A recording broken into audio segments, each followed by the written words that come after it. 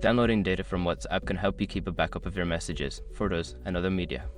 Here is a simple guide to help you through the process. Step 1. Open WhatsApp. Launch the WhatsApp application on your smartphone.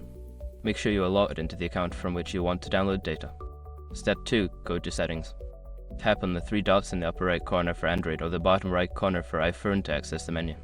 Select Settings from the drop-down options. Step 3. Select Account. In the Settings menu, find and tap on Account. This section contains various options related to your account settings.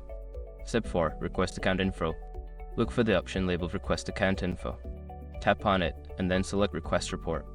This will initiate the process of generating a report of your account data. Step 5. Download the report. Once the report is ready, you will receive a notification. Go back to the Request Account Info section and tap on Download Report. Follow any prompts to save the data to your device.